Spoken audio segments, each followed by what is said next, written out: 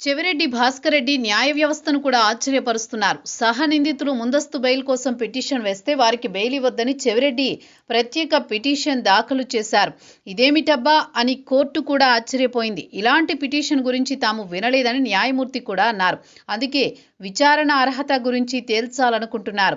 Liquor స్కామ్లో సత్యప్రసాద్, వాసుదేవరెడ్డి అప్రూవర్లయ్యారు. వారు ముందస్తు బెయిల్ కోసం కింది కోర్టుకు వెళితే కోర్టు అప్రూవర్లుగా ఉండడానికి అంగీకరించలేదు, ముందస్తు బెయిల్ ఇవ్వలేదు. దీంతో వారు హైకోర్టును ఆశ్రయించారు. వీరిని ముందు పెట్టి లిక్కర్ స్కామ్ చేశారు నిందితులు. వీరిద్దరూ అధికారులు బకరాల్లా వాడుకున్నారు. మొత్తం దిగిపోయేసరికి నిజం తెలిసింది. ఇప్పుడు నిజాలు ఒప్పుకుంటున్నారు. అదే భయంతో వారికి ముందస్తు బెయిల్ ఇవ్వొద్దని చెవిరెడ్డి పిటిషన్ వేశారు. బెయిల్ ఇవ్వాలని పిటిషన్ దాఖలు చేస్తారు కానీ బెయిల్ ఇతరులకు ఇవ్వొద్దని సహనిందితులే పిటిషన్లు దాఖలు చేయడం ఇప్పటి వరకు లేదు. న్యాయ వ్యవస్థతో ఆడుకోవడం తెలిసిన జగన్ అండ్ గ్యాంగ్కు మాత్రమే ఇలాంటి అలవాటు. ఈ పిటిషన్పై విచారణ జరుగుతుందో లేదో కానీ క్రూరమైన నేరస్తుల మాస్టర్ మైండ్ ఎలా ఉంటుందో ఈ గ్యాంగ్ చూపిస్తున్నారని లాయర్లు కూడా ఆశ్చర్యపోతున్నారు.